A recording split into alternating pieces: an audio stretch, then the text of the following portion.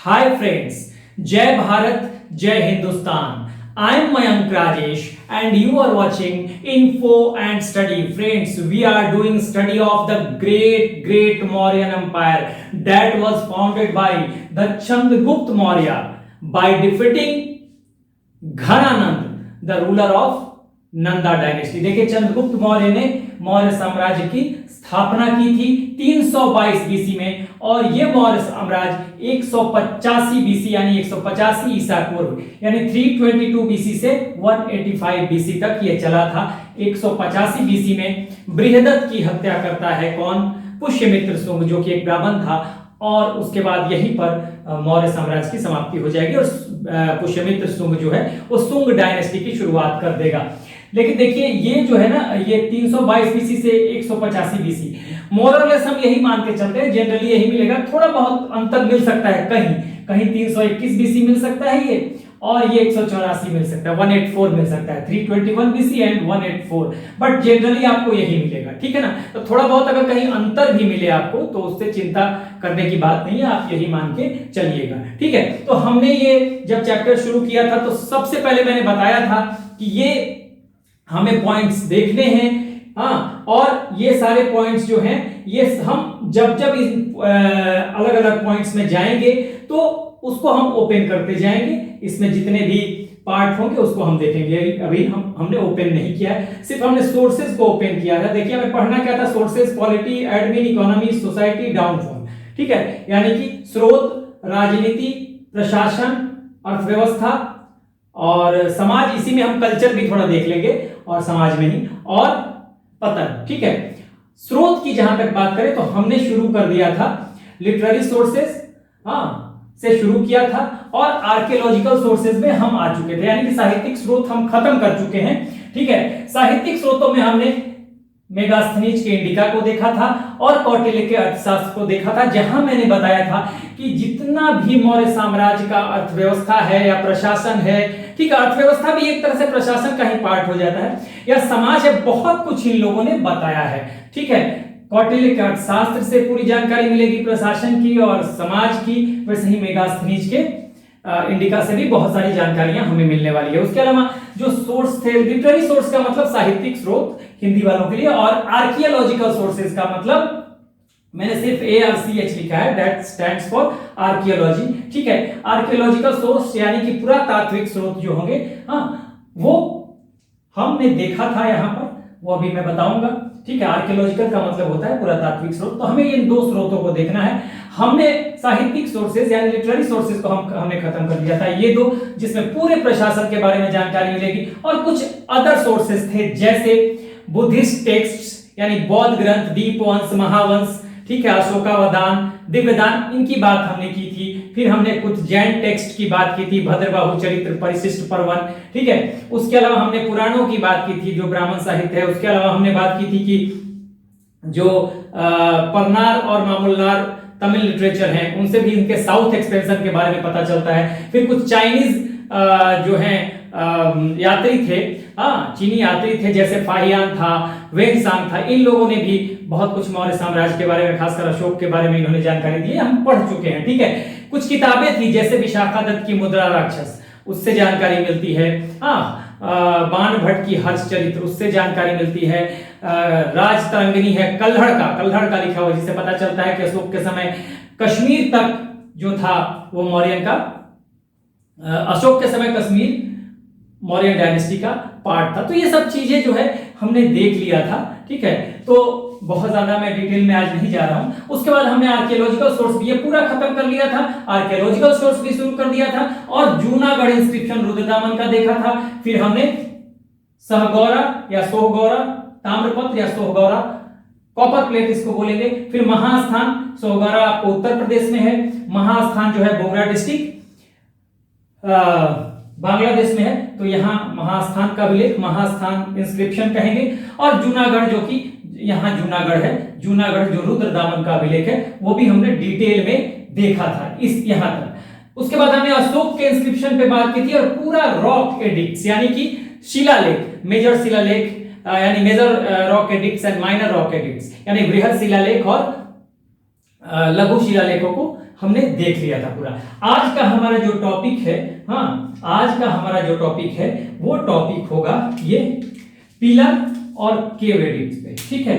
आज हम खत्म कर लेंगे सोर्सेस को, पिलर और केव एडिक्ट्स को आज हम देखने वाले हैं, यानी कि स्तंभ लेखों को देखेंगे अशोक के, और गुहा या गुफा लेख इसको हम हिंदी में कहते हैं। तो आज का हमारा टॉपिक यहां तक है। मैंने जब आपको शुरू किया था मैंने बताया था कि देखिए ये जो मौर्य साम्राज्य है जिसकी स्थापना चंद्रगुप्त मौर्य ने की थी, वो तो हम चंद्रगुप्त मौर्य के बारे में अभी नहीं पढ़ रहे हैं। चंद्रगुप्त मौर्य इस पोर्शन में पढ़ेंगे चंद्रगुप्त मौर्य के बारे में, और सेल्यूकस से लड़ाई होगी, सेल्यूकस निकेटर से, उसके बाद बिंदुसार उनके बेटे को पढ़ेंगे, फिर अशोक को पढ़ेंगे, बहुत सारी चीजों को पढ़ना है। अभी हम सोर्सेज या स्रोतों की बात कर रहे हैं जो आज के वीडियो में हमारा खत्म हो जाएगा।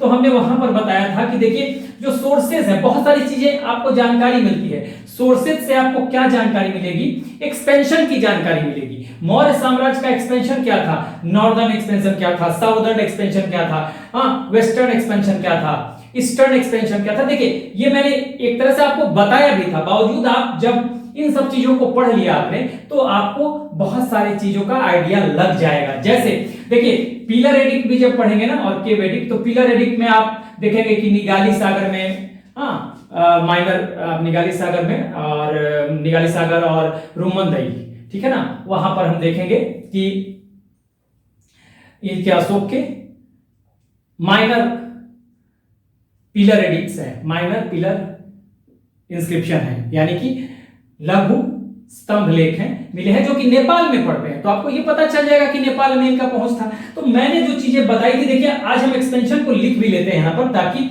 आपको उस एक्सपेंशन के बारे में आइडिया लग जाए।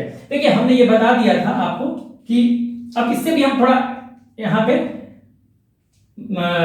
लिंक करेंगे। कैसे करते हैं देखिए क्या पता चलता है। यहां मैंने अभी हमें पढ़ना है, लेकिन मैंने इसलिए बताया है निगाली सागर और रुमनदई क्योंकि ये नेपाल में पड़ता था, तो इससे आपको पता चलेगा कि वहां तक इनका विस्तार था। तो मैंने बता भी दिया था कि जब नंद साम्राज्य था तो ये सतलज नदी तक था। देखिए ये सतलज नदी तक नंद साम्राज्य था, यहां तक मैंने बताया था।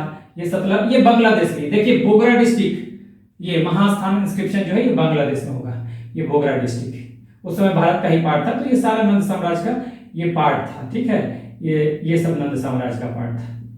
इसी को चंद्रगुप्त मौर्य जीतता है लगभग, ठीक है। इसको जीतने के बाद मैंने ये बताया था कि सेल्यूकस निकेटर से लड़ाई होगी, जिसकी हम बात हम आगे करेंगे। तो पूरा ये इसको अफगानिस्तान का पार्ट मिल जाएगा, ठीक है, अफगानिस्तान का पार्ट मिल जाएगा। और ये जेड्रोसिया जिसको कहते थे, ये बलूचिस्तान, माकरन पोस्ट, ये भी इसको मिल जाएगा। यानी कि समझिए पाकिस्तान और अफगानिस्तान का पूरा पार्ट इसके पास आ गया। और ये कहा भी जाता था, बहुत जगह ऐसा लिखा हुआ है कि ये इधर सेंट्रल एशिया में भी बढ़ गए थे और इधर ईरान में भी बढ़ गए थे, वो तो अलग बात है। लेकिन जो कंफर्म हमारा एक्सपेंशन है, हाँ, कंफर्म हमारा एक्सपेंशन है, देखिए ये सिंधु नदी, उसके बाद झेलम, फिर चेनाब, फिर रावी, और फिर ये ब्यास है जो सतलज से निकला हुआ है, और ये सतलज। तो सतलज तक घनानंद खता चंद्रगुप्त मौर्य जीतेगा, यहां तक हो जाएगा। और चंद्रगुप्त मौर्य का जब सेल्यूकस से उसकी लड़ाई होगी चंद्रगुप्त मौर्य की, तो इसका एक्सपेंशन, लड़ाई के बाद एक संधि होती है और संधि में उसको बहुत सारे एरिया मिलते हैं। काबुल मिलता है, जेड्रोसिया एरिया है जिसको है एरिया है, हेरात है, ठीक है, जेड्रोसिया जिसको बलूचिस्तान बोलते हैं, सारा चीज मिलेगा उसको। तो ये सारा पाकिस्तान, और उसका देखिए जब बलूचिस्तान मिल ही जाएगा तो आज का जो पाकिस्तान है पूरा एरिया, हाँ, उस समय तो पाकिस्तान भी भारत का पार्ट था, तो सब एरिया हो गया चंद्रगुप्त मौर्य का। तो ये एक्सपेंशन हो गया। उसके बाद मैंने ये भी बताया था, देखिए यहां पर बहुत सारी चीजें मैं बताऊंगा, इससे आपको पता चल जाएगा, बेटर आइडिया मिल पाएगा, जो मैंने पहले बताया था। यहां तक आपको केवल अगर हम कलिंग छोड़ दें तो ये सारा था किसका, बिंदुसार के समय तक का। सिर्फ दक्षिण के कुछ राज्यों को छोड़ दें, यानी इधर केरल पड़ेगा, तमिलनाडु ये सब पड़ेगा, नीचे चेर, ये चेर जो था ये केरल के, ये चेर थे, ये केरल था जिसको चेर कहा जाता था, आज का केरल उधर का चेर। फिर यहाँ नीचे पांडे, चोल यहीं पे थे, तो दक्षिण भारत में। तो अब देखिए ये सारा पार्ट जो था बिंदुसार के समय तक था, और जब अशोक आएगा तो ये कलिंग वाला पार्ट भी, कलिंग की लड़ाई होगी और ये कलिंग वाला पार्ट भी बढ़ जाएगा, यानी कि पूरा यहां तक हो जाएगा। यहाँ असम तक इन लोगों का क्षेत्र था। तो ये इसका मतलब ये है, देखिए हम एक्सपेंशन को लिख सकते हैं कैसे, देखिए एक तो एक्सपेंशन अगर हम यहां पर कहें कि ये अफगानिस्तान तक था, तो अफगानिस्तान का मतलब ये है कि अफगानिस्तान में हिंदू कुश माउंटेन है, यानी पूरा पहाड़ है अफगानिस्तान, ठीक है। तो इसका नॉर्थ वेस्टर्न जो है ना, ये हिंदू कुश माउंटेन हो जाएगा। नॉर्थ, अगर हम देखें इस तरह से, अगर एक्सटेंशन हम करते हैं नॉर्थ, साउथ, हाँ, वेस्ट और ये ईस्ट, तो हमने ये बता दिया था कि देखिए नॉर्थ की अगर हम बात करें, यानी कि उत्तर की बात करें, तो यहां देखिए नॉर्थ में हम कह सकते हैं कि पूरा नॉर्थ की अगर बात करें, देखिए ये कश्मीर का बहुत सारा पार्ट आ जाए कश्मीर, तो यहां पर कश्मीर हम लिख सकते हैं, कश्मीर नॉर्थ में इसके आ जाएगा, ठीक है ना, कश्मीर, कश्मीर आ जाएगा। उसके बाद कश्मीर तक का पार्ट ये आ जाएगा इसके पास। उसके बाद अगर हम साउथ की बात करें तो ये चेर वाला जो कि आज का केरल है, इसको चेर, पांड्य, ये सब, चोल, ये सब अगर छोड़ दिया जाए तो ये आंध्र प्रदेश और कर्नाटका, यहां तक का क्षेत्र मौर्यन के पास था, आंध्र प्रदेश और कर्नाटका। देखिए वैसे भी जो हमने अभिलेख पढ़ा, मेजर रॉक एडिक्ट पढ़ा था, ये एपी, आंध्र प्रदेश, कर्नाटका, तो हमने क्या पढ़ा था, कर्नाटका में ब्रह्मगिरी, उदय गोलन, ठीक है, आपको मास्की, नेत्तूर, ठीक है ना, वो यहां पे बृहद शिलालेख यानी मेजर रॉक एडिक्ट मिले थे, यहां पर है, यहां पर, ठीक है ना, इन स्थानों पे मेजर रॉक एडिक्ट्स है किसके, यानी कि यहां तक इनका एक्सटेंशन है कर्नाटका तक। अगर आंध्र की बात करें तो एरागुड़ी, मैंने बताया था एरागुड़ी, यहां पे एरागुड़ी पे माइनर भी मिला है, माइनर रॉक एडिक्ट भी है और मेजर रॉक एडिक्ट भी है,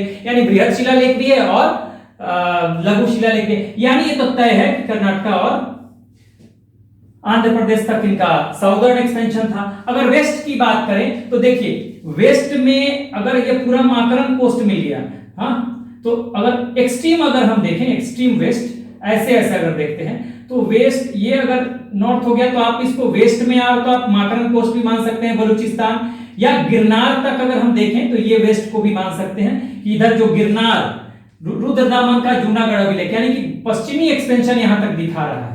हाँ, अगर हम यहां से देखें, इस तरह से देखें, यहां से बनाते हैं तो ठीक है, तो ये पश्चिमी, और अगर हम यहां से लेते हैं तो देखिए ये माकरन कोस्ट जो है ना, ये माकरन कोस्ट पूरा बलूचिस्तान इसका हो जाता है पश्चिमी क्षेत्र। तो अगर हम देखें तो यहां पर वैसे हम पश्चिम मानेंगे, कहते हैं कि पश्चिम हम मानेंगे, बीच का पार्ट ये है, तो पश्चिम हम मान लेंगे इधर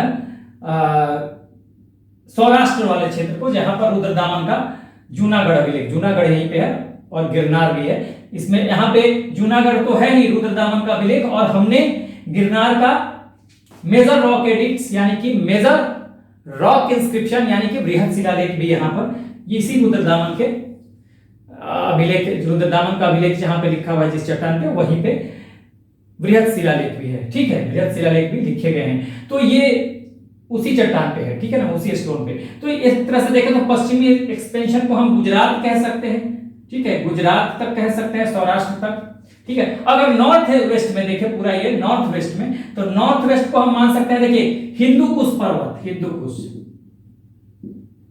हिंदू कुश तक नॉर्थ वेस्ट में, ठीक है।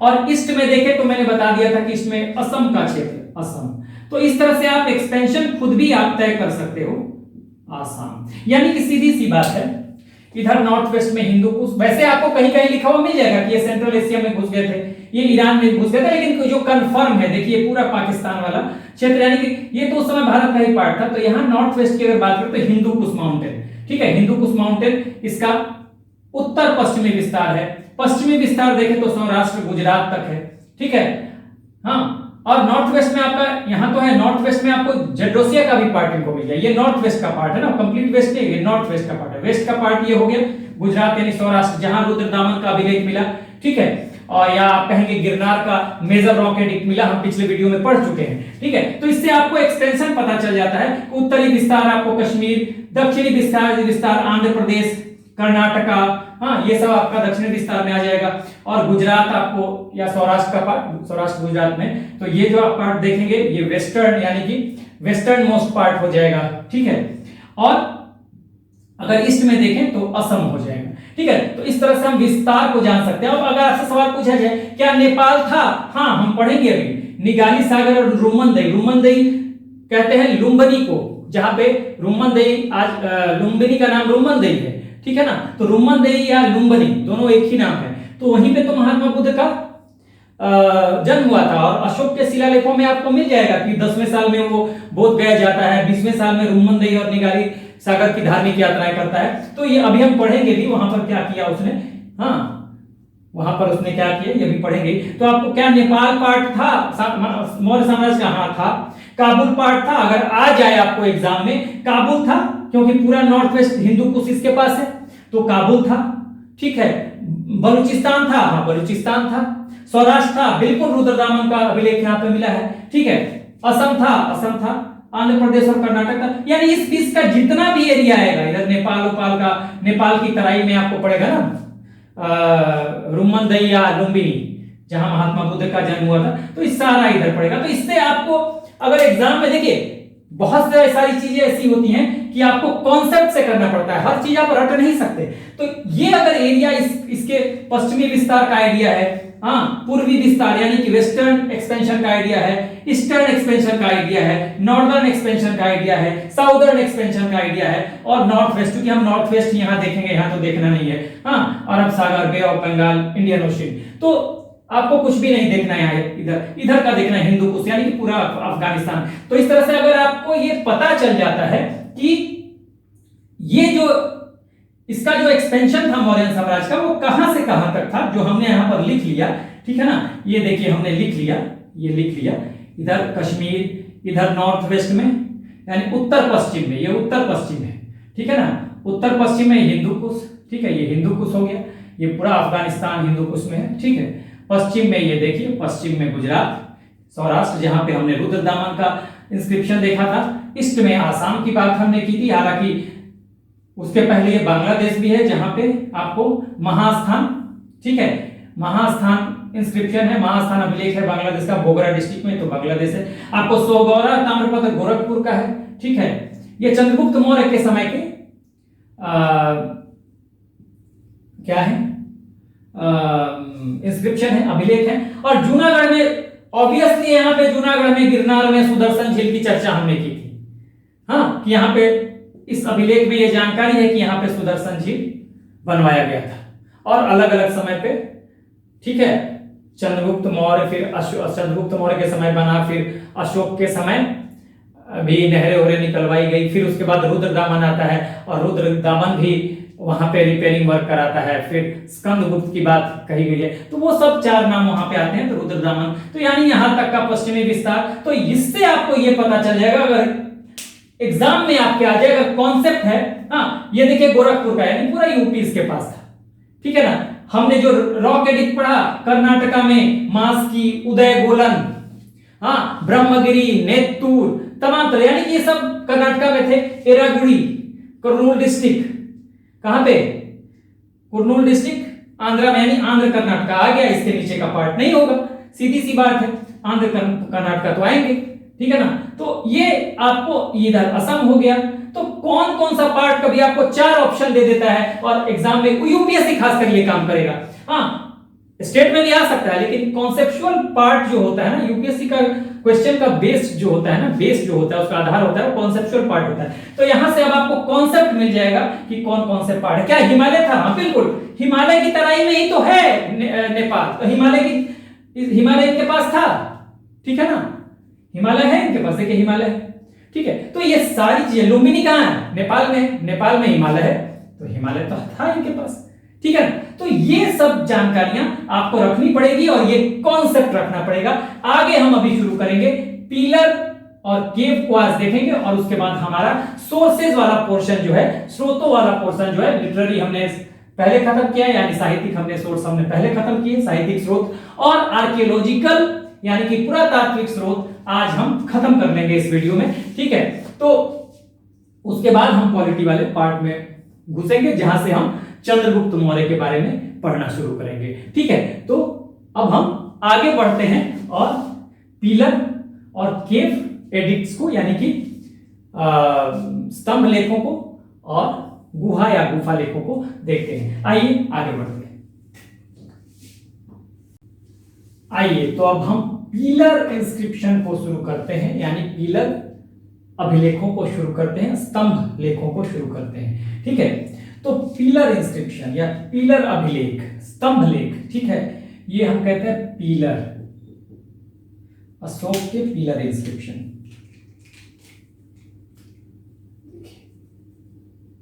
या पिलर एडिक्ट्स आप कह सकते हैं, पिलर एडिक्ट्स।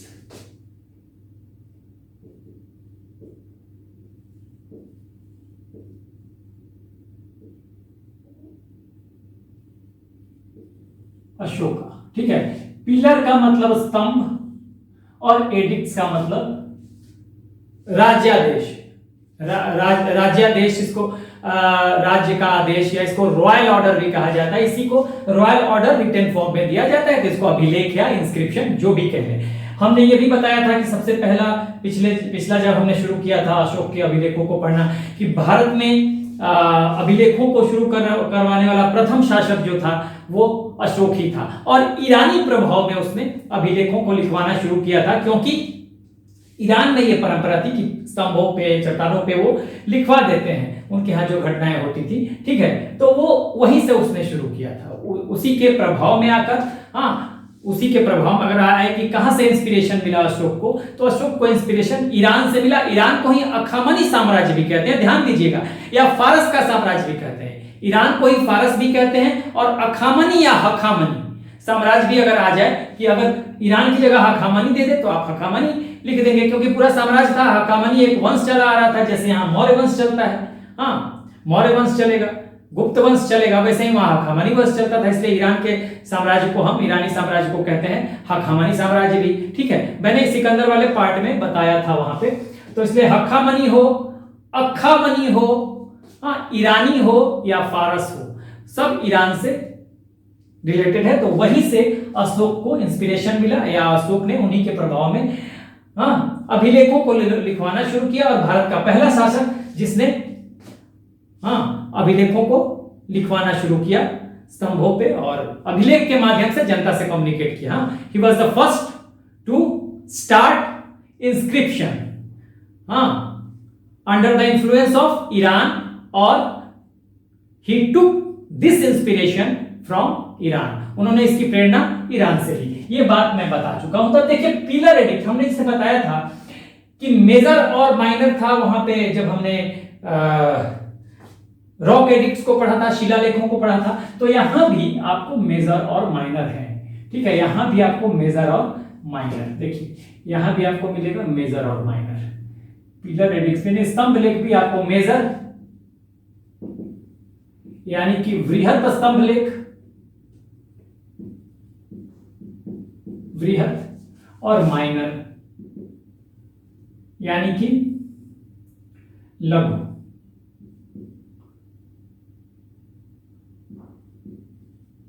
लघु, ठीक है। ये था। अब समझ ये लेते हैं, देखिए अशोक का जो पिलर होता था, जो स्तंभ होता था, ये देखिए ये चुनार के बलुआ पत्थर से बनता था, ठीक है। हालांकि ये आर्ट एंड कल्चर का पार्ट है, वो आर्ट एंड कल्चर में हम इसको डिटेल पढ़ेंगे, ठीक है। मैंने पहले भी बताया कि हमने बुद्धिज्म खत्म कर लिया है, लेकिन आर्ट एंड कल्चर में भी बुद्धिज्म के बहुत पार्ट आपको मिलेगा। आर्ट एंड कल्चर यूपीएससी के लिए बहुत इंपॉर्टेंट है, जिसमें कि आप अलग अलग मुद्राओं को देखेंगे बुद्ध के, ठीक है, वो सब चीजें सीखनी होगी। हाँ, उसके अलावा आपको यहाँ पर भी पिलर के बारे में बहुत कुछ जानना है, ठीक है ना। तो वो हम आर्ट एंड कल्चर में तो पढ़ेंगे ही, थोड़ा बहुत यहाँ आइडिया ले लेते हैं। तो देखिए पिलर जो था, यहां भी मैंने बताया था कि अगर बड़ा पिलर है, ठीक है, तो बड़ा पिलर है तो इसको वृहत कहेंगे, छोटा पिलर है तो इसको हम माइनर या लघु कहेंगे, सीधी सी बात। और इस पे कुछ लिखवा दिया जाएगा, ठीक है। तो बेसिकली क्या था कि ईरान के इन्फ्लुएंस में तो अशोक ने शुरू किया था, लेकिन समझ लीजिए कि खूबी क्या थी अशोक के पिलर्स की। देखिए अशोक के पिलर्स की एक खूबी होती थी कि ये जो पिलर है अशोक का, एक तो ऊपर की तरफ ये पतला होता जाएगा, ईरान का बिल्कुल ऐसा होगा, एक जैसा होगा ऊपर से लेकर नीचे तक, लेकिन अशोक का पिलर इस तरह का होगा, थोड़ा सा पतला होता जाएगा ऊपर की तरफ, ठीक है, थोड़ा सा पतला होता जाएगा, नीचे थोड़ा ज्यादा होगा और ऊपर थोड़ा पतला होता जाएगा। दूसरी बात देखिए ईरान में क्या होता था, अलग अलग पत्थर को काट के, ये अलग पार्ट, इन सारे पार्ट्स को जोड़कर पिलर बनाया जाता था, अलग अलग पार्ट्स। लेकिन ये पूरा का पूरा पिलर अशोक स्तंभ जो बने हैं, जो भी अशोकाज पिलर्स हैं, वो सिंगल स्टोन है। इसमें समझ लीजिए एकाश्म पत्थर जिसको कहते हैं हिंदी वालों के लिए, एकाश्म पत्थर, ये एक ही पत्थर है। चाहे वो पूरा पत्थर पहाड़ों से काट लिया जाए, एक पूरा पत्थर काट के निकाल लिया गया पिलर के बराबर का, जितना बड़ा पिलर लगाना है, तो ये एक ही पत्थर है। लेकिन ईरान में अशोक का इस तरह का होता था। ईरान में क्या होता था, अलग अलग पत्थरों को जोड़ के कई पत्थर जोड़ते थे, तब एक पिलर तैयार होता था। अशोक के पिलर में होता था एकाश्म पत्थर सिर्फ होता था। उसके बाद होता क्या था कि एकाश्म, आप लिख लीजिए इसको चाहे तो, ये सिंगल स्टोन होता था पूरा पिलर, सिंगल स्टोन पिलर। एक केवल इसके ऊपर क्या किया जाएगा, एक बेल की तरह का एक इन्वर्टेड ये बेस होगा इन्वर्टेड, इसको बेस कहा जाता था। इसके ऊपर चौकोर या गोल जो होगा एक, ठीक है, इसके ऊपर चौकोर या गोल एक ये बना दिया जाएगा, या राउंड, इसको कहते थे अबैकस। ये बेस होगा, ये बेस कहा जाएगा, ठीक है, बेस कहा जाएगा।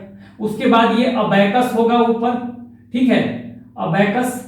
अब ये कमल के फूल की तरह उल्टा कमल का फूल या उल्टा घंटा इस तरह से बना होगा, और इसके ऊपर या तो लॉयन होगा या बुल होगा या तो शेर होगा या वृषभ होंगे, मतलब बैल, वृषभ का मतलब बैल।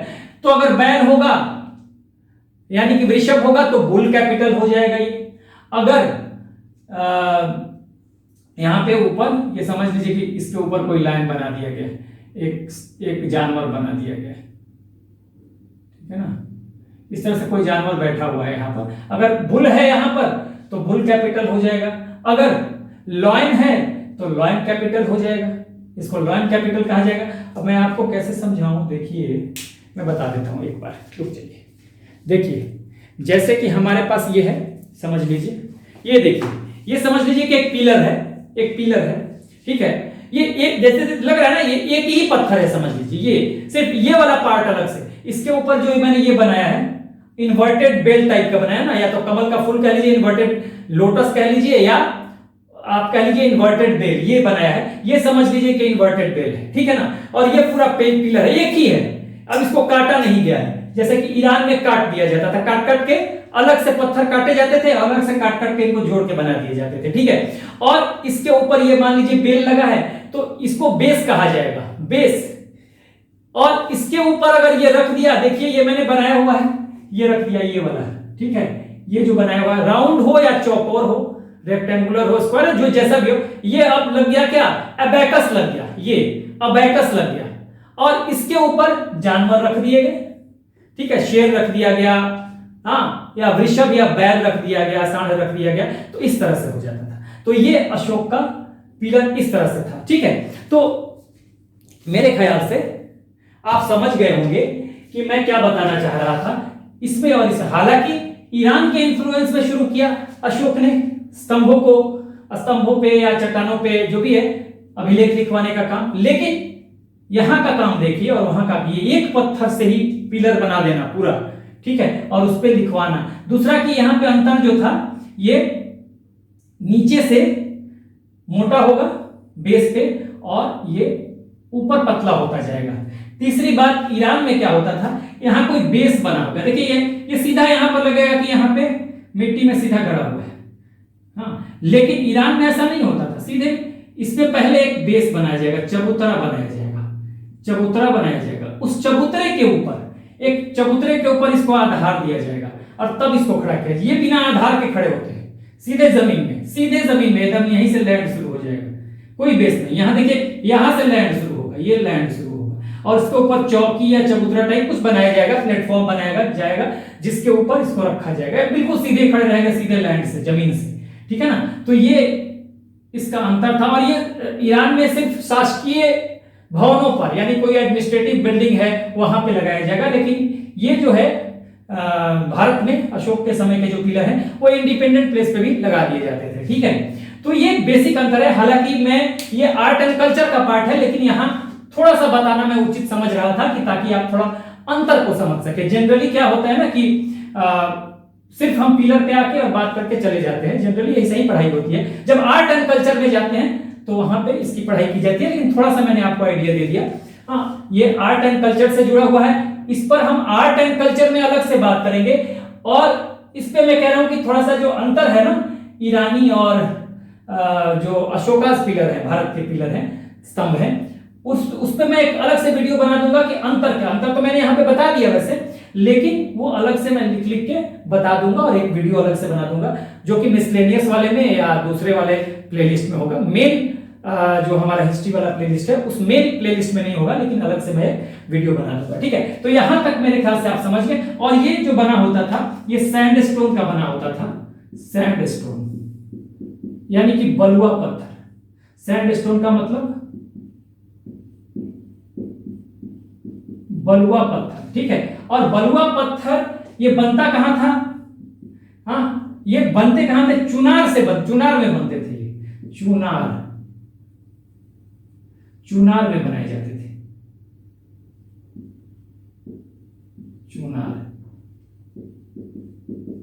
चुनार जो कि मिर्जापुर, उत्तर प्रदेश के मिर्जापुर में चुनार पड़ता है। ठीक है, उत्तर प्रदेश के मिर्जापुर में। तो वहां कहीं ये आ जाता है कई बार एग्जाम में कि कहां मतलब इनको बनाया जाता होगा, तो या कहां बनाया जाता था? चुनार से बनते थे। और किस स्टोन के? तो सैंडस्टोन के, बलुआ पत्थर से। ठीक है, तो चुनार उस समय ऐसा लगता है कि उस समय चुनार पिलर निर्माण का एक बड़ा केंद्र होगा।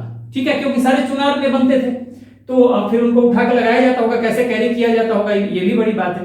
तो उस समय एक बड़ा केंद्र रहा होगा चुनार, ये बड़ी बात है। तो यहां आपने अंतर समझ लिया। अब हम बात करेंगे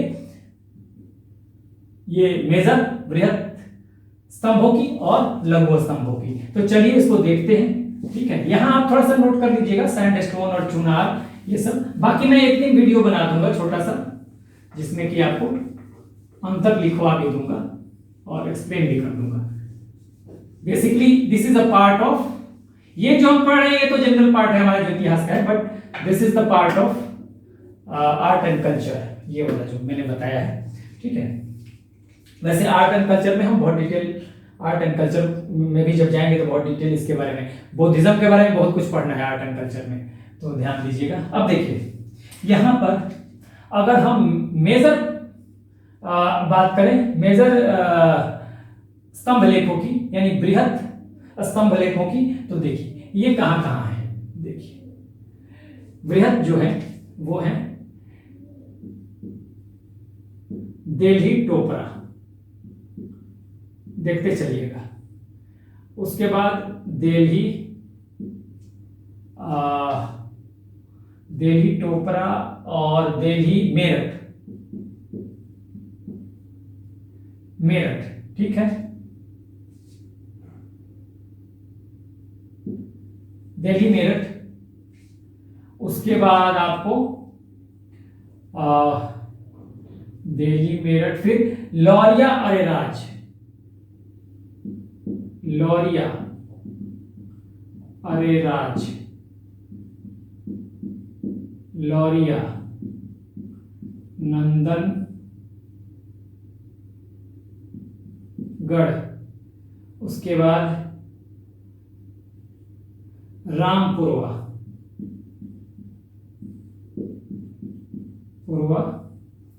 और कौशाम्बी या प्रयाग। ठीक है, 6, देखिए यानी कि ये देखिए 6 स्थानों पर ये स्तंभ पाए जाएंगे और इन्हीं पे वो लेख लिखा होगा।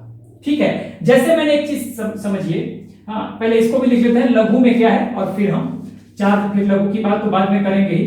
लघु में आपको हो जाएगा सारनाथ, सारनाथ में है सारनाथ, फिर आपको सांची में है, सारनाथ बनारस के पास है, सांची आपको रायसेन डिस्ट्रिक्ट मध्य प्रदेश में है। ठीक है, निगाली सागर, देखिए इसी की बात मैं कह रहा था, निगाली सागर नेपाल, और रुमनदई, इसी रुमनदई को और लुम्बिनी इसको कह दीजिए, महात्मा बुद्ध का जन्म स्थान है। ठीक है, तो ये लघु हो गए और ये बृहत हो गए। ठीक है ना, यहां देखिए 1 2 3 4 5 6 यानी कि 6 स्थानों पर बृहत है। ठीक है, 6 स्थानों पर बृहत शिलालेख है। ठीक है, ये कौशाम्बी ध्यान दीजिएगा, प्रयाग इलाहाबाद वाले क्षेत्र में। अब देखिए ये तीनों जो है ना मेजर, हाँ, अब इसमें जो है 7 बातें हैं, 7 थिंग्स और 7 थिंग्स और 7 मैटर आप कह सकते हैं, 7 बातें हैं। ठीक है, इसमें 7 बातें हैं लेकिन सब में नहीं है। 7 मैटर्स, 7 मैटर्स वाला ये। ठीक है, 7 मैटर्स। अब 7 मैटर्स जो है समझिएगा, यहां पे मैं बता रहा हूं, देखिए है क्या कि ये जैसे पिलर हो गया, एक बृहत पिलर। अब पिलर में जैसे कि मैंने बताया था कि जब हम रॉक एडिक्ट पढ़ रहे थे कि एक चट्टान है, और उसमें मैंने बताया था कि बृहत शिलालेख जो है अशोक का, उस पर 14 अभिलेख है। किसी को 1 बात, 2 बात, 3 बात, 4 बात, 5 बात, 6 बात, यानी 14 थिंग्स हैं, यानी कि 14 मैटर्स हैं, 14 मैटर है लाइन से लिखे हुए हैं। ठीक है ना, और इसी को पहला अभिलेख, पहला शिलालेख, दूसरा शिलालेख, तीसरा शिलालेख, चौथा शिलालेख ऐसे कहा गया है। ठीक है, यही 14 बातें हर जगह पे, जैसे कि 8 स्थानों पे है। मैंने बताया था ना कि रॉक एडिक्ट्स जो है या रॉक इंस्क्रिप्शन जो है या शिलालेख जो है बृहत वाला, ठीक है, तो आपको मानसेहरा, शाहबाजगढ़ी, हाँ, गिरनार, जूनागढ़, गिरनार, ठीक है, एरागुड़ी कर्नाटका, धौली, जोगढ़ जो कि उड़ीसा में है। ठीक है, तो उन सब जगहों पर, कर्नाटका में आपको बहुत जगह है, उदयगोलन, मास्की, ब्रह्मगिरी, नेत्तूर, आंध्र प्रदेश में एरागुड़ी, तो ये सब जगहों पे जो बृहत शिलालेख हैं, मैंने बताया था कि उस पे हर स्टोन पे 14 बातें लिखी हुई हैं, और यही 14 बातें हैं, मतलब 14 थिंग्स है या 14 मैटर्स है, हाँ, 14 थिंग्स, हाँ, या 14 मैटर्स आप कह सकते हैं। तो यहां पर 14 मैटर्स मैंने लिख दिया, तो ये 1 2 3 4 5 6 ऐसे करके 14 है उसपे। इसी तरह से इसमें क्या है, 1 2 3 4 5 6 7 मैटर है, यानी 7 बातें हैं, एक पिलर पे 7 बातें हैं। ठीक है ना, इसमें और 7 बातें हैं, सिर्फ 7 बात जो है, टोटल 7 मैटर्स, ये सिर्फ दिल्ली टोपरा में ही 7 बात तो है बृहत स्तंभ लेखों में, लेकिन 7 बात में सिर्फ दिल्ली टोपरा में ही टोटल 7 बात है। बाकी यहां से यहां तक 6 मैटर्स है, मात्र 6 बात है। ये 7वीं बात जो है दिल्ली टोपरा में, किसमें, ये 7वीं बात 1 2 3 4 5 6 और ये 7, यहां पे मैंने डिवाइड कर दिया है। तो ये 7वीं बात जो है ना, ये दिल्ली टोपरा में। ठीक है, तो 7 मैटर्स सिर्फ इसमें है, बाकी इसमें 6 मैटर्स हैं। तो यहां मैं लिख देता हूं 7 मैटर्स। ठीक है, 7 बातें तो हैं बृहत स्तंभ लेख में, लेकिन वो 7 बातें सिर्फ दिल्ली टोपरा में, बाकी सब में 6 बातें हैं। दिल्ली टोपरा में ये 7वीं बात भी है, बाकी ये जो 6 बातें हैं ना, ये 6 बातें यहां पर, बातें कहें या मैटर कहें, 6 मैटर्स, ये सब में 6 हैं। और ये आपके लिए सवाल बनता है कि किसमें 7 मैटर्स हैं। ठीक है, या 7 थिंग्स है, या 7 आपको रिटन इंस्क्रिप्शन है, तो आपको 7 अभिलेखों वाला कौन सा है, दिल्ली टोपरा। बाकी सब में 6 अभिलेख है या 6 बातें हैं, ये आपको ध्यान रखना है। तो यहां सवाल बनता है। ठीक है, तो पहली बात तो ये हो गई।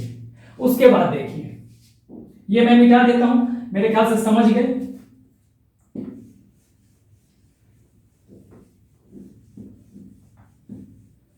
देखिए 7 मैटर्स है, इसमें 6 मैटर्स। अब हम यहां लिखते जाते हैं। देखिए दिल्ली टोपरा के बारे में, ठीक है, ये क्या है 7 बातें, एग्जामिनेशन के लिए बिल्कुल इंपॉर्टेंट नहीं। क्या है 7 बातें, एग्जामिनेशन के लिए बिल्कुल इंपॉर्टेंट नहीं है। हाँ, यहां जो बस ये ध्यान देना है कि 7 बातें सिर्फ दिल्ली टोपरा में है। तो यहाँ कुछ बातें हम लिख लेते हैं। क्या बात है? वो बात नहीं, जो बातें लिखी हुई हैं वो मैटर्स नहीं, इसके बारे में हम जान लेते हैं कि चूंकि 7 मैटर, सबसे ज्यादा मैटर्स इसमें है, तो ये लार्जेस्ट लेक, लार्जेस्ट है, यानी कि सबसे बड़ा बृहद शिला, बृहद पिलर इंस्क्रिप्शन या बृहद क्या बोलेंगे उसको, मेजर पिलर इंस्क्रिप्शन या मेजर पिलर एडिक्ट या बृहद स्तंभ लेख में सबसे बड़ा यानी कि लार्जेस्ट कौन सा है? तो दिल्ली टोपरा है। क्यों? क्योंकि यहां 7 मैटर है, बाकी सब में 6 मैटर है। ठीक है, अब आइए उसके बाद यहां पर एक बड़ी बात कि फिरोज शाह, देखिए ओरिजिनली मूल रूप से ये टोपरा में था। दिल्ली टोपरा क्यों कहा जाता? टोपरा हरियाणा में, ठीक है, टोपरा हरियाणा में, ठीक है। तो टोपरा से दिल्ली लाता है कौन? फिरोज तुगलक, ठीक है, फिरोज शाह तुगलक। पहली बात तो ये हो गई, तुगलक डायनेस्टी, दिल्ली सल्तनत का शासक था तुगलक डायनेस्टी का, ठीक है। आगे पढ़ेंगे जब हम मेडाइवल हिस्ट्री पढ़ेंगे। Firoz Shah Tughlaq brought it to Delhi. देखिए इधर वाला जो है ओरिजिनली टोपरा लिखा हुआ है, तो ओरिजिनली टोपरा में था हरियाणा में, और लाया कहां गया? दिल्ली। तो इसलिए Firoz Shah Tughlaq brought it to Delhi, ठीक है। उसके बाद एक इंपॉर्टेंट बात यहां पर है कि को कहते हैं कि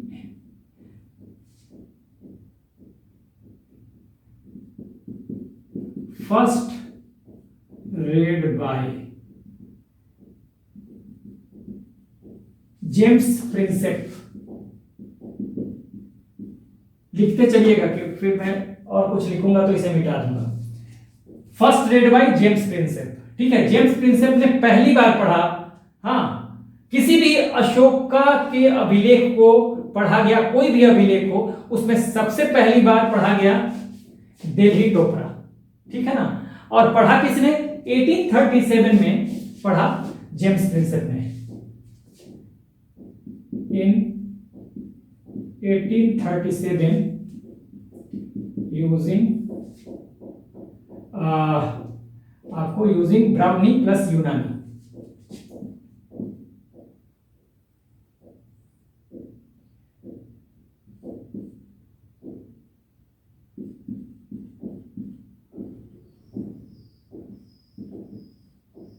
ग्रीक, ठीक है ना, ठीक है। यहां पर देख लीजिए क्या क्या चीजें हमने पढ़ा यहां पे।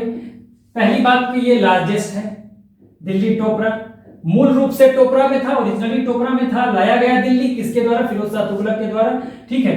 और फर्स्ट रेड बाय पहली बार पढ़ा गया James Prinsep in 1837 using Brahmi and Greek script, Brahmani और ग्रीक स्क्रिप्ट का यूज करते हुए पहली बार जेम्स प्रिंसेप ने पढ़ा। ये बहुत बड़ी बात है, यहां पे सवाल बन सकता है, ठीक है। तो ये हो गया। और यहां पर एक चौहान शासक बीसल देव की भी चर्चा है, रेफरेंस इस पे है, यहां पे लिख देता हूं चौहान रूलर,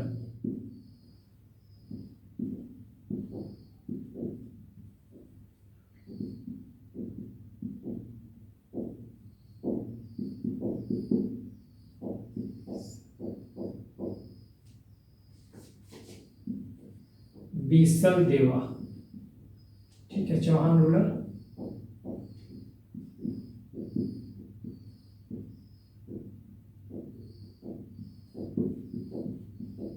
ये 1164 एडी का है ये, ठीक है ना।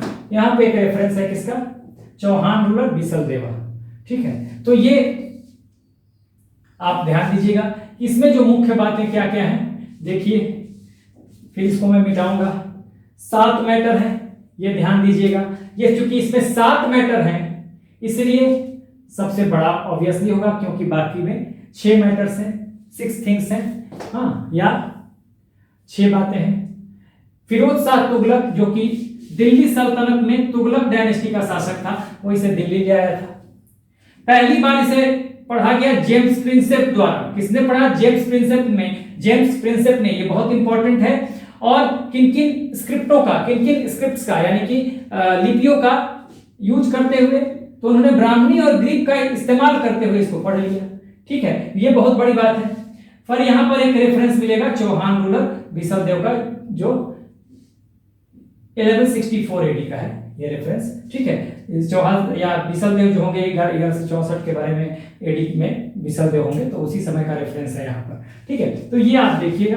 और 7 मैटर्स ये तो हमने देख लिया। तो ये पूरा हमने जान लिया इसके बारे में। तो पहला हमने देखा दिल्ली टोपरा। सिमिलरली हम अगर देखते हैं दिल्ली मेरठ, यानी कि ओरिजिनली ये मेरठ में था, दिल्ली लाया गया, तो इसे भी फिरोज शाह तुगलक दिल्ली लेकर आया था। बस इतना ही इसके बारे में आपको जानना है कि इसे भी फिरोज शाह तुगलक जो है, और इसको कहते हैं कि टिफिन टेलर ने 1750 में इसकी खोज की थी। कुछ ज्यादा इसमें नहीं है। अगर हम दिल्ली मेरठ की बात करें तो डिस्कवर्ड बाय कौन है? Tiffin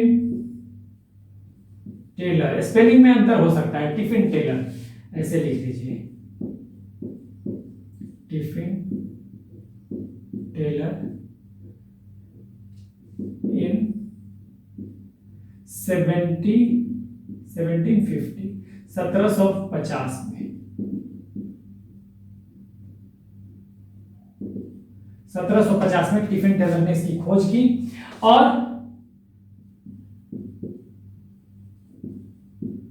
broad to Delhi by Firoz Shah Tughlaq. यही फिरोज शाह तुगलक, FST मैंने लिख दिया, फिरोज शाह पूरा ही लिख देता हूं, कहीं कंफ्यूज ना हो जाए आप लोग। फिरोज शाह तुगलक ये दिल्ली ले आया।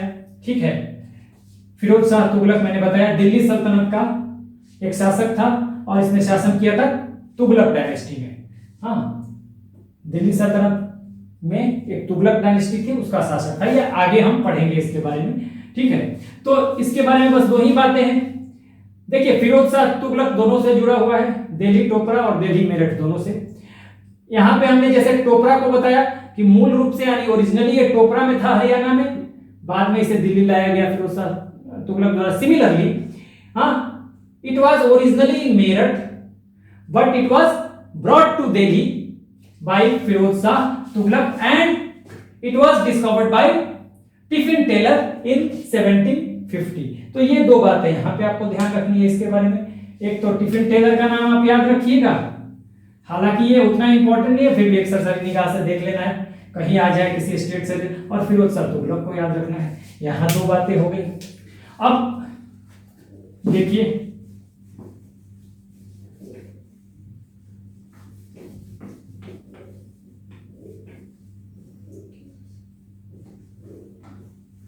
यहां पर लौरिया अरेराज में कुछ नहीं पढ़ना। ये तीनों चंपारण में है। ये तीनों जो है ना, ये तीनों जो है लौरिया अरेराज, लौरिया नंदनगढ़ और रामपुरवा, तीनों बिहार के चंपारण में है। तीनों बिहार के चंपारण में है। ठीक है ना, तो इसमें कुछ नहीं पढ़ना है। ठीक है, लौरिया नंदनगढ़ को देख लेते हैं। देखिए, लौरिया नंदनगढ़ में एक बात आपको मैं बताऊं, ये लौरिया नंदनगढ़ है, पिलर है। वैसे तो पिलर पे आपको ये लॉइन कैपिटल है, एनसीईआरटी में भी आपको फिगर मिलेगा इसका।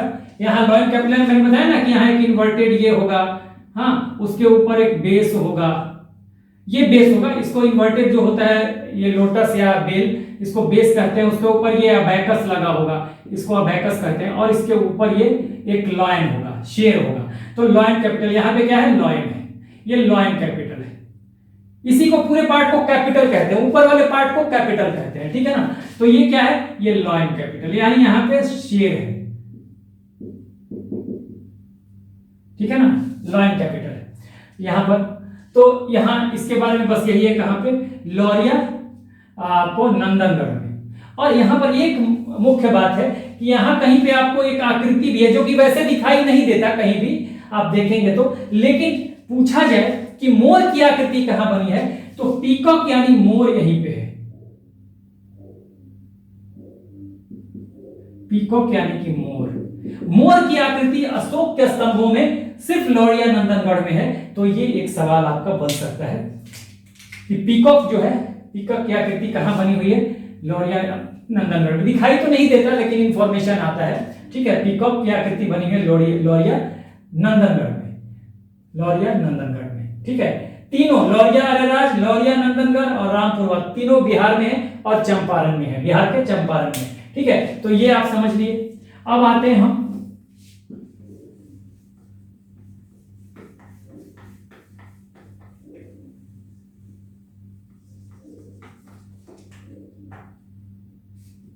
देखिए रामपुरवा, इसको भी देखिए रामपुरवा को, यहां पर देखिए ये भी चंपारण में है। लौरिया अरेराज, लौरिया नंदनगढ़, रामपुरवा बिहार के चंपारण में है तीनों। अब देखिए यहां पे दो बातें आपको मिलेंगी, दो, यहां पे दो पिलर होंगे।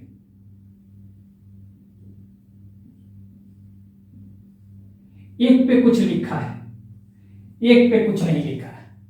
जिस पे लिखा है, ठीक है ना, वो उस पे लॉयन है, लॉयन कैपिटल है ये, यानी ऊपर लॉयन है। हिंदी में इसको शेर राजधानी ही बोलते हैं, ध्यान रखिएगा हिंदी वाले। शेर राजधानी अगर बैल है, बुल है, तो इंग्लिश में बुल कैपिटल, हाँ, और उसको बैल राजधानी कहेंगे, ठीक है, लॉयन कैपिटल, ठीक है। यहां पे लॉयन कैपिटल है।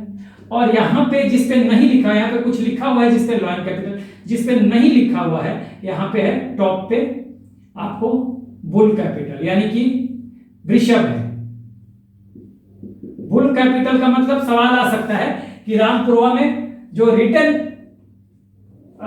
वो पिलर जिस पे कुछ लिखा हुआ है, जिस पे रिटन मटेरियल है, जिस पे अभिलेख लिखे हुए हैं, उसके टॉप पे कौन सा जानवर है? तो शेर है। यहां पे इसके बारे में पूछा जा सकता है कि जिस पे नहीं लिखा हुआ है जिस पिलर पे, उस पे कौन सा जानवर है? तो बैल होगा या सांड होगा, ठीक है, या वृषभ होगा हिंदी में। तो आप उसको आंसर कर सकते हैं। देखिए बड़ी आसान होता है। अंग्रेजी में बुल एक शब्द, अब हिंदी में बैल, इसी को वो सांड भी बोल देगा। हिंदी में डिस्टिंग्विश करते हैं हम लोग सांड में और बैल में, और इसी को वृषभ बोलेगा। कई शब्द आ जाते हैं हिंदी में, ठीक है, तो इसलिए डिफिकल्टी हो जाती है, ठीक है। अब इसी में देखिए लॉयन को सिंह, शेर, दो शब्द आ गए और यहां पर सिर्फ लॉयन लिख देना है, ठीक है, अंग्रेजी में। तो ये उसके बाद एक है, ये राष्ट्रपति भवन में रखा गया है। इंपॉर्टेंट बात, इसको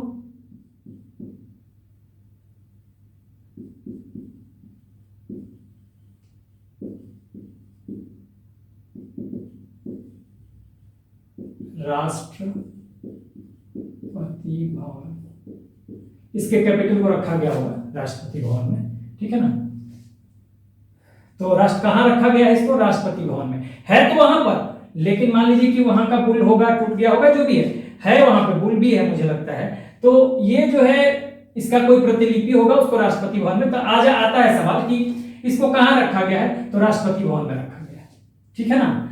तो रामपुरवा के बारे में दो बातें आपकी हो गई, ठीक है, दो तीन बातें हो गई। दो पिलर है, एक पे लिखा हुआ है जिसपे लॉयन कैपिटल है, शेर है, जिसपे नहीं लिखा हुआ है उस पे बुल है, ठीक है, या वृषभ है, और इसको रखा गया है कहां पे? राष्ट्रपति भवन यानी कि दिल्ली में, ठीक है। देखिए यहां पे देखिए कई बार ऐसा मिस्टेक हो जाता है, BHAWN राष्ट्रपति भवन, ठीक है, प्रेसिडेंट हाउस, ठीक है, ये हो गया। अब कौशाम्बी वाला देखते हैं, ठीक है ना, कौशाम्बी वाला देखिएगा।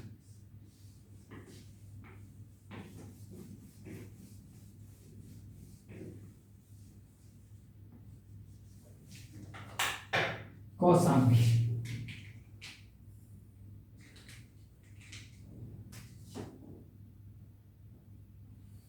देखिए यहां से कौशाम्बी को देखिए। कौशाम्बी में सबसे बड़ी बात है कि ये कौशाम्बी या प्रयाग, मूल रूप से कौशाम्बी में था जिसे प्रयाग या इलाहाबाद लाया गया। हाँ, प्रयाग या इलाहाबाद लाया गया किसके द्वारा? जहांगीर के द्वारा। देखिए इस यहां पे चार लोगों का नाम आएगा, अकबर, मुगल शासक था। जहांगीर ये भी मुगल शासक था, ठीक है। और उसके बाद आपको आ जाएगा अशोक, मौर्य साम्राज्य का शासक है, इसी का तो है ही। और Samudragupta,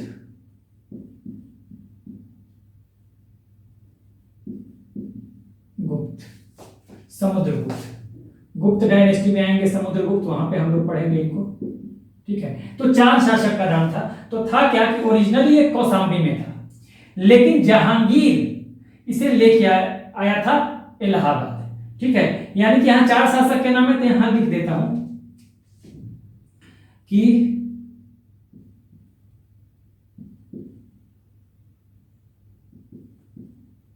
brought to Allahabad by Jahangir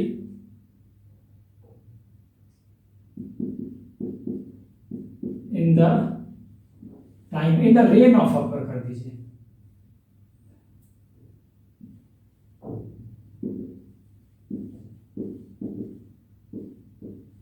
मतलब क्या हुआ कि जब अकबर का शासन था, शासन अकबर का है, और उसके समय ले आया कौन? जहांगीर, ठीक है ना। अशोक का तो है, और समुद्रगुप्त का यहीं पे समुद्रगुप्त का प्रयाग प्रशस्ति है, ठीक है ना। मैं हिंदी में लिखता हूं इसको, प्रयाग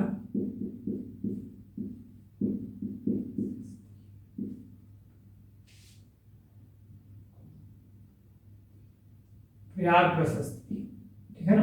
प्रयाग प्रशस्ति,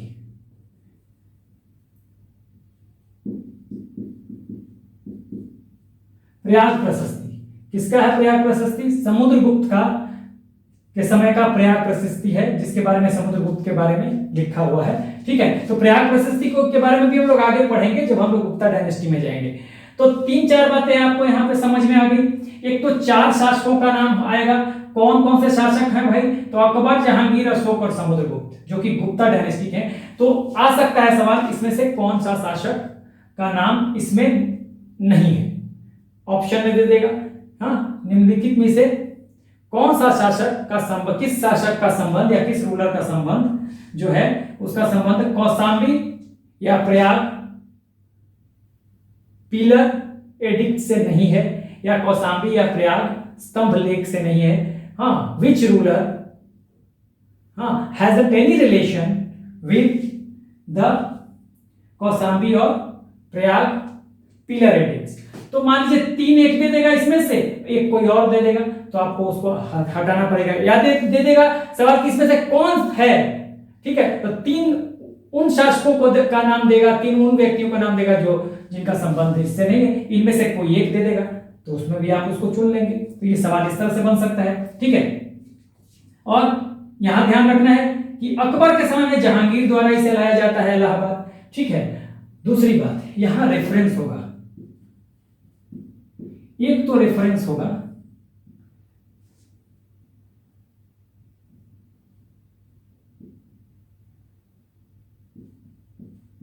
लेडी धम्म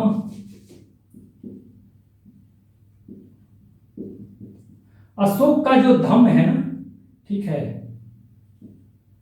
धम्म महामात्रा किसने अपॉइंट करता था? धम्म महामात्रा वो अपॉइंट करता था कि लोगों को धर्म के बारे में, यानी धम्म के बारे में, बौद्ध धर्म के बारे में खासकर, हाँ, बौद्ध धर्म ही था, अशोक ने अपना लिया था बाद में, तो धम्म के बारे में बताइए। कलिंग वार के बाद उसमें परिवर्तन आया था, हाँ, और उसने धम्म की बात की थी, धम्म की बात उसके बाद उसने करना शुरू कर दिया था, यानी धर्म की बातें उसने करनी शुरू कर दी थी, जो हमने पूरा देखा था रॉक एडिक्ट्स में, शिलालेखों में हमने पढ़ा था। तो यहाँ लेडी धम्म महामात्रा की बात है। तो एक यहाँ पे इंपॉर्टेंट बात ये है कि लेडी धम्म महामात्रा की बात कौन से अभिलेख में किया गया है, हाँ, या अब उसमें दे देगा रॉक इंस्क्रिप्शन, पिलर इंस्क्रिप्शन, या फिर केव इंस्क्रिप्शन, तो आप कहेंगे पिलर इंस्क्रिप्शन। स्पेसिफिक क्वेश्चन भी दे सकता है कि पिलर इंस्क्रिप्शन में से किसमें कहा गया है, तो ये रेफरेंस याद दे देंगे, ठीक है। उसके बाद इसमें एक तो अशोक की वाइफ है कारुआ की, मैं हिंदी में लिखता हूं ताकि आपको, कारुवाकी, ये वाइफ है अशोक की।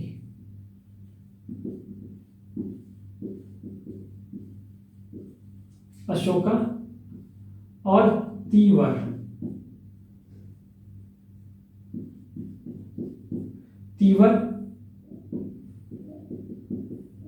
सन ऑफ अशोका कर दीजिए, अशोक का पुत्र कर दीजिए, सन ऑफ तीवर। देखिए 3 बातें इसमें, लेडी धम्म महामात्र की चर्चा है किसमें, तो कौशाम्बी या प्रयाग वाले पिलर इंस्क्रिप्शन या एडिक्ट में। दूसरा, अशोक की वाइफ कारुवाकी की चर्चा है, ठीक है, वाइफ ऑफ अशोका, और तीवर अशोक के बेटे का नाम है, ठीक है ना, उसकी चर्चा है, 3 लोगों की चर्चा है। तो चूंकि कारुवाकी उसकी वाइफ का के नाम की चर्चा है, इसलिए इसको हम कहते हैं, एक और नाम इसको हम दे देते हैं, देखिए इसी को कहते हैं, यहां पे जगह नहीं है तो मैं यहां लिख देता हूं, इसी को इसीलिए कहते हैं क्वीन एडिक्ट।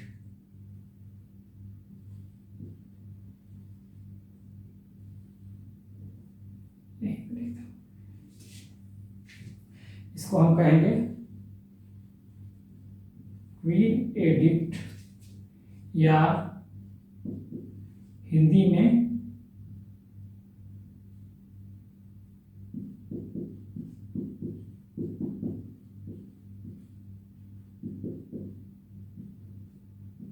रानी का अभिलेख। तो अब से पूछा जाए कि क्वीन एडिक्ट या रानी का अभिलेख किसे कहते हैं, तो कौशाम्बी रॉक एडिक्ट को, कौशाम्बी मेजर रॉक एडिक्ट को, यानी कि कौशाम्बी के बृहद, रॉक एडिक्ट कह रहा हूं, पिलर एडिक्ट को, सॉरी, स्तंभ लेख को, ठीक है, कौशाम्बी के बृहद स्तंभ लेख को कहते हैं रानी का अभिलेख, या कौशाम्बी के मेजर पिलर एडिक्ट या पिलर इंस्क्रिप्शन को कहते हैं क्वीन एडिक्ट। क्वीन एडिक्ट मतलब रानी का अभिलेख, ठीक है, हिंदी में कहेंगे रानी का अभिलेख, क्वीन एडिक्ट, ठीक है। देखिए क्वीन एडिक्ट तो मैंने साफ साफ लिख दिया, यहां पे जगह नहीं था इसलिए मैंने यहां लिख दिया है। तो इंपॉर्टेंट बात इसके बारे में क्या है, हाँ, 4 राजाओं का इसमें नाम आता है, ध्यान रखना है, अकबर, जहांगीर, अशोक और समुद्रगुप्त, ठीक है, 4 राजाओं का इससे संबंध है। हाँ, इसको लाया गया इलाहाबाद किसके द्वारा, तो जहांगीर के द्वारा लाया गया, लेकिन किसके समय में लाया गया, अकबर के समय में लाया गया। ये ध्यान दीजिएगा, ये बहुत जरूरी है जानना, जहांगीर लेके आया था, शासन था किसका, अकबर था का, यहां मैंने लिख दिया, brought to Allahabad by Jahangir in the reign of Akbar, ठीक है, अकबर के शासन काल में जहांगीर द्वारा लाया गया था। तो ये आपको ध्यान रखना है। प्रयाग प्रशस्ति की चर्चा भी यहाँ पे है समुद्रगुप्त के, ठीक है। अब लिखा किसी और ने है, समुद्रगुप्त के बारे में इसमें चर्चा है प्रयाग प्रशस्ति में, आगे हम देखेंगे, ठीक है। उसके बाद देखिए इसको क्वीन एडिक्ट भी कहते हैं या रानी का अभिलेख, बहुत इंपॉर्टेंट, देखिए रानी का अभिलेख आपको ध्यान रखना बहुत ज्यादा इंपॉर्टेंट है। रानी का अभिलेख, रानी का अभिलेख, रानी का अभिलेख किसको कहते हैं, इलाहाबाद स्तंभ लेख, इलाहाबाद स्तंभ लेख या कौशाम्बी स्तंभ लेख या प्रयाग स्तंभ लेख, इलाहाबाद स्तंभ लेख, कौशाम्बी स्तंभ लेख या प्रयाग स्तंभ लेख, इलाहाबाद पिलर एडिक्ट या कौशाम्बी पिलर एडिक्ट या प्रयाग पिलर एडिक्ट, इसको कहते हैं क्वीन एडिक्ट, क्वीन एडिक्ट या क्वीन इंस्क्रिप्शन या क्वीन इंस्क्रिप्शन या क्वीन एडिक्ट या रानी का अभिलेख, हिंदी में रानी का अभिलेख, रानी का अभिलेख, रानी का अभिलेख। ये आपको बिल्कुल याद रखना है, बहुत इंपॉर्टेंट है। क्यों, क्योंकि इसमें अशोक की वाइफ कारुवाकी की चर्चा है, उनकी रानी की चर्चा है, तो इसलिए इसे रानी का अभिलेख। उनके बेटे तीवर का भी नाम है इसमें, अशोक के बेटे तीवर का भी नाम है। और इसमें एक और महत्वपूर्ण बात है कि लेडी धम्म महामात्र की चर्चा है, महिला धम्म महामात्र की इसमें चर्चा है, तो कौशाम्बी वाला बहुत इंपॉर्टेंट हो जाता है, ठीक है। तो यहां तक हमने पूरा का पूरा देख लीजिए, चाहे तो आप स्क्रीनशॉट ले लें, वैसे तो मैंने सारा बता ही दिया। तो आइए अब हम देखते हैं माइनर पिलर एडिक्ट्स को, ठीक है, माइनर पिलर एडिक्ट्स यानी कि लघु स्तंभ लेखों को, बहुत कम है इसमें, ठीक है। हमने यहां पे देखा था पिलर एडिक्ट्स ऑफ अशोका, ठीक है, हमने यहां पे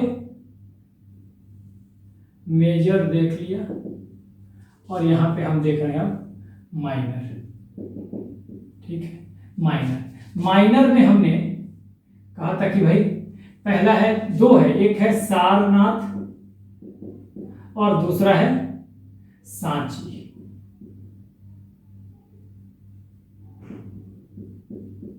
सांची ये हम देख चुके, मेजर, सांची। तो सांची जो है इन दोनों में बेसिकली, इन दोनों में क्या है, सारनाथ आपको कहां पे, बनारस के पास है, और सांची जो है मध्य प्रदेश में। ठीक है, तो यहां पे जो माइनर स्तंभ लेख है या माइनर पिलर एडिक्ट्स है या माइनर पिलर इंस्क्रिप्शन है, वहां पे हम कहेंगे कि ये क्या बताता है, यहां पे इस पे संघ में भेद के बारे में बताता है, संघ के भेदों के बारे में, यानी कि संघ में कुछ डिफरेंसेस हो जाए किसी बात को लेके, तो बस आपको याद रखना है संघ में भेद के बारे में ये बताएगा। ठीक है, उसके बाद दूसरी बात एक और है यहां पर, निगाली सागर, ये भी नेपाल में है। ठीक है, निगाली सागर, निगाली सागर में हुआ क्या कि यहां पे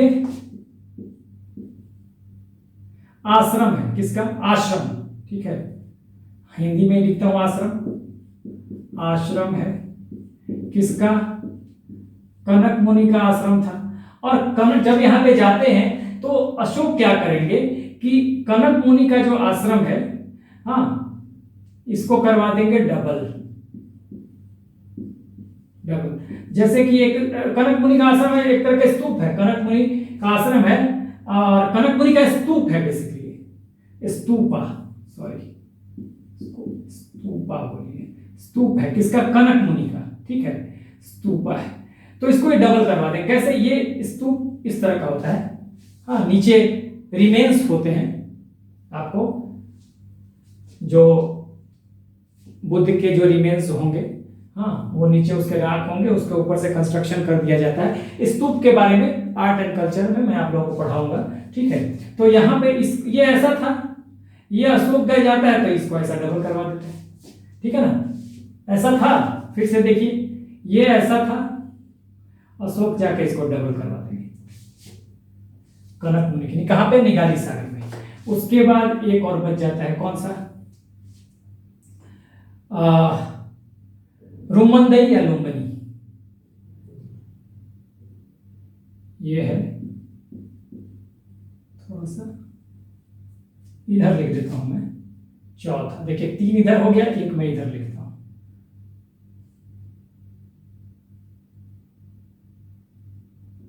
क्या हो गया, एक इधर लिख देता हूं मैं,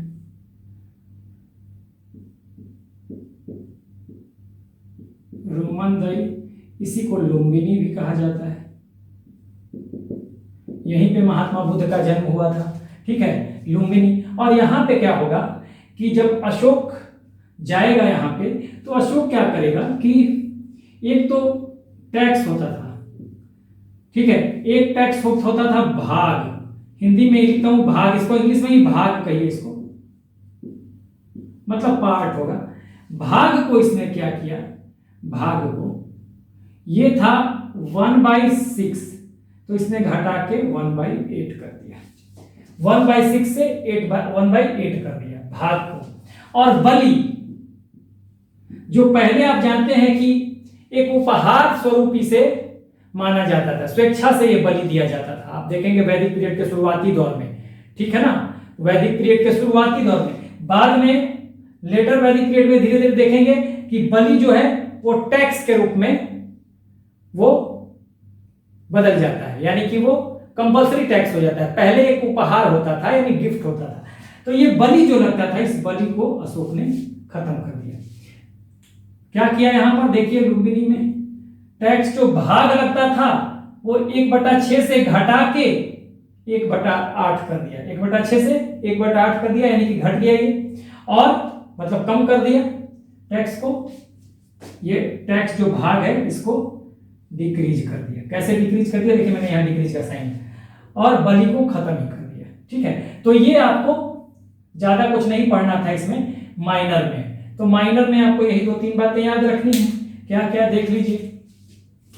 माइनर में सारनाथ और सांची संघ के में जो भेद है, डिफरेंसेज है, उसको संघ में भेद को कंट्रोल करने के लिए, इसको कंट्रोल करने की बात कही गई है, रोकने की बात कही गई, मतलब कंट्रोल या रोकने की बात, कंट्रोल, इसको कंट्रोल, संघ में भेद को कंट्रोल करने की बात या रोकने की बात, हाँ इसको रोकने की बात कही गई है। ऐसे लिख लीजिए, संघ में जो भेद डिफरेंसेस हो जाते थे या डिफरेंसेस होने की संभावना होती थी, उसमें यह धम्म महामात्रों को आदेश देता है अशोक, धम्म महामात्रों को, कि संघ में जो भेद है, जो डिफरेंसेस हो रहे हैं या आपको लगता है कि हो जाएगा डिफरेंसेस किसी बात पे, तो आप उसको कंट्रोल कीजिए, उसको रोकने का प्रयास कीजिए, ठीक है। वो संघ में भेद की बात आपको सारनाथ और सांची में है। सारनाथ आपको बनारस में है, बनारस के पास है, सांची मध्य प्रदेश में है, निगाली सागर और ये रोमनदई 2 जो है ये नेपाल में है, ठीक है। तो ये आपके लिए निगाली सागर में इंपॉर्टेंट क्या है, एक स्तूप है किसका, कनक मुनि का, वो जाता है अशोक तो डबल कर देगा। रोमनदई में, जो कि लुम्बिनी आज का नाम है, पहले लुम्बिनी था, आज रोमनदई कहा जाता है। तो लुम्बिनी या कहें या रोमनदई कहें, हाँ भगवान बुद्ध का जन्म स्थान। यहाँ पर टैक्स जो था, 2 तरह के टैक्स होते थे, एक भाग और एक बलि। तो भाग को क्या किया, डिक्रीज कर दिया, कितना, 1/6 था पहले, 1/8 कर दिया, और बलि को खत्म कर दिया। तो ये हमने देख लिया पिलर एडिक्ट्स, यानी कि minor, pillar edicts of Ashoka, major हमने पढ़ लिया था, माइनर हमने देख लिया, यानी कि लघु स्तंभलेख भी हमने देख लिया। अब हमें थोड़ा सा और देखना है, क्या, तो हमें देखना है बस केव एडिक्ट्स को, थोड़ा सा है बस, ज्यादा उसमें कुछ भी नहीं है, उसको देख लिया जाए, हमारा वीडियो उसके बाद खत्म। आइए देखिए यहां पर केव एडिक्ट्स, देखिएगा केव एडिक्ट्स जिसको कहा जाएगा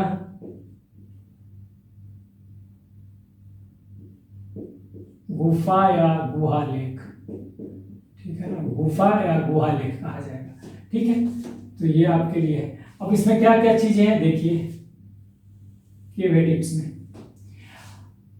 केव एडिक्ट्स में आपको सबसे बड़ी बात, ये डेडिकेटेड टू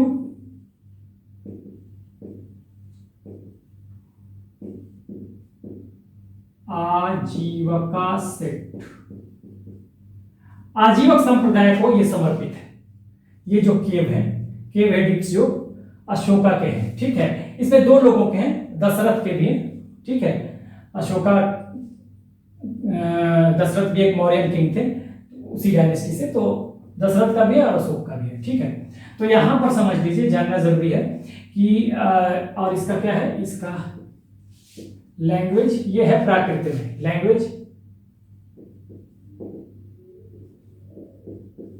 प्राकृत, स्क्रिप्ट यानी कि लिपि,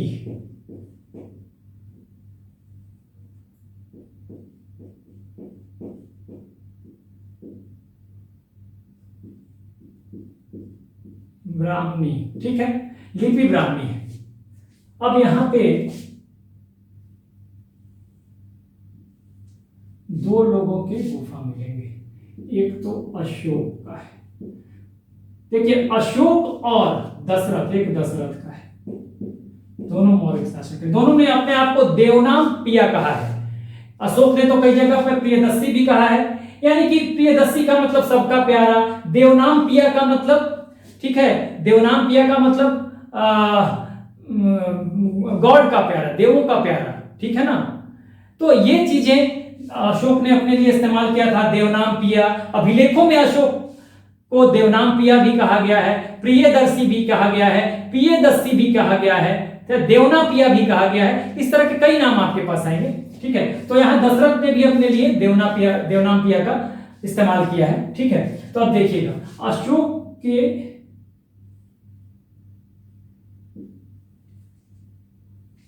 कुछ केव है, जैसे कि अशोक अपने, देखिए जो इंस्क्रिप्शन लिख रहे हैं ना, तो इसमें ये अशोक का इंस्क्रिप्शन होगा जनरली, तो आप देखेंगे उसमें लिखा होगा कि मैंने अपने 12वें वर्ष में ये काम किया, मैंने अपने 19वें वर्ष में ये काम किया, वो इस स्क्रिप्ट पे लिखा रहेगा, वो समय देगा कि अपने शासन के 19वें वर्ष में ये किया, अपने शासन के 20वें वर्ष में ये काम किया। इस तरह की चीजें आपको मिलेगी। तो 12वें साल में अशोक ने क्या किया कि 12वें साल में, ठीक है, 12वें साल में ये यहां से ऐसे लिखिए, अशोक ने क्या किया कि इसने बराबर केव्स, बराबर हिल्स, इसी को खलवित पर्वत भी कहा जाता है, खलवित पर्वत, खलवित माउंटेन, ये गया में है। कहीं कहीं आपको जहानाबाद डिस्ट्रिक्ट भी लिख देगा और कहीं कहीं गया भी लिखा हुआ मिलेगा, तो ये दोनों पास पास है, ठीक है, इसलिए लिख देता है। तो बराबर हिल्स में इसने अपने 12वें वर्ष में 12th ईयर ऐसे लिखे, 12th ईयर में इसने 2 केव बनवाए जिसका नाम था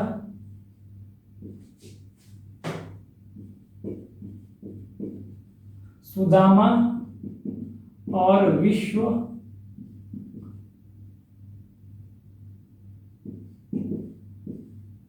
झोपड़ी, ठीक है ना, सुदामा और विश्व झोपड़ी।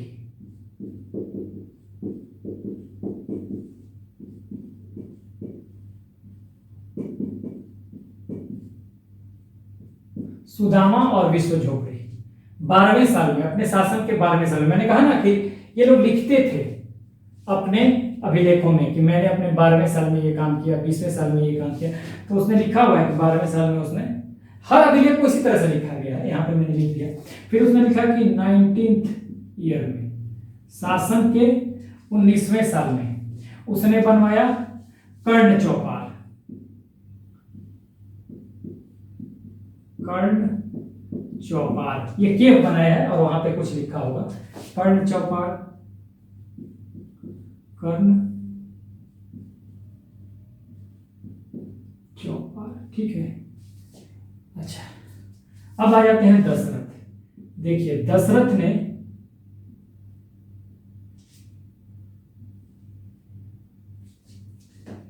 एक बराबर हिल्स, बराबर हिल्स, देखिए बराबर हिल्स में उसने बनाया लोमस केव, लोमस ऋषि के लिए था लोमस। कई बार ये दे देता है नागार्जुन पहाड़ियों में, लेकिन चूंकि दोनों पास पास हैं, लेकिन बराबर हिल्स में आपको लोमस केव है जो कि दशरथ ने बनवाया था, ठीक है। और उसके बाद नागार्जुन में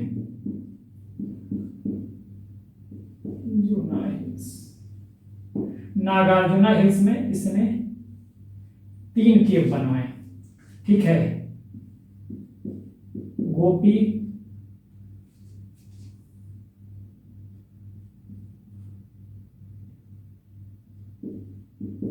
वर्थिका और बहिका,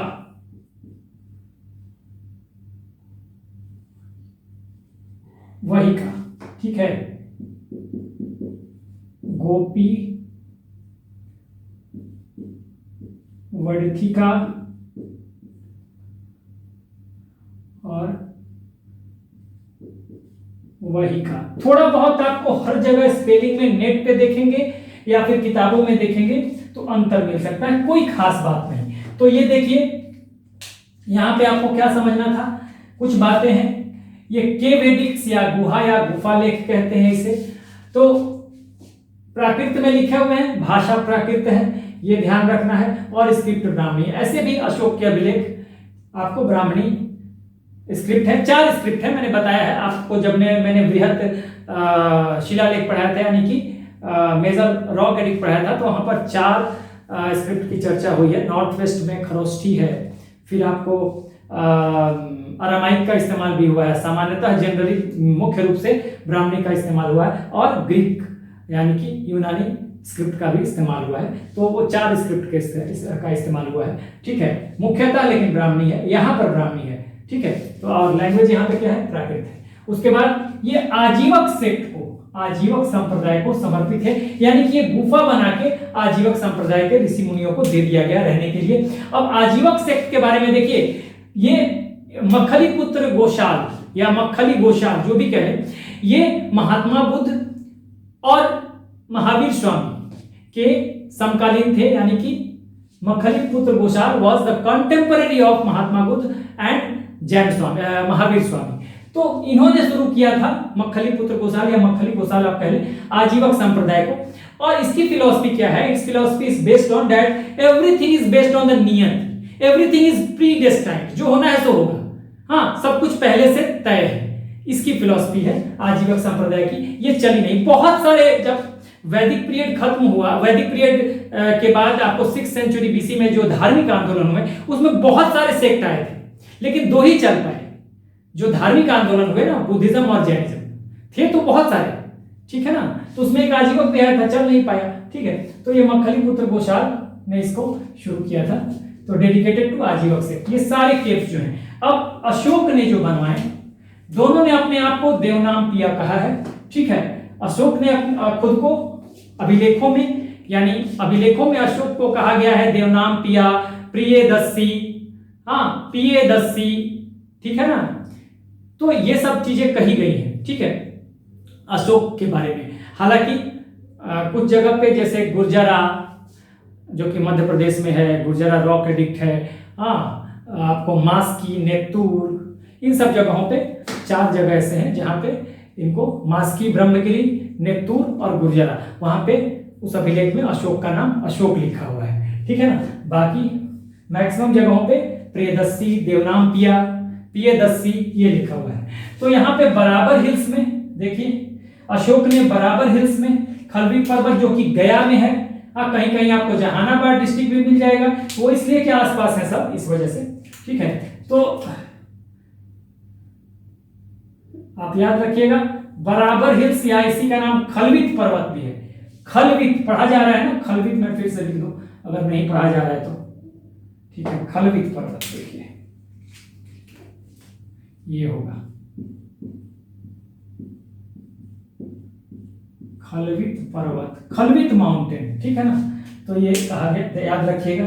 और यहाँ पे अपने शासन के 12वें वर्ष में अशोक एक केव बनाता है सुदामा, और दूसरा केव इसी वर्ष बनाता है विश्व झोपड़ी।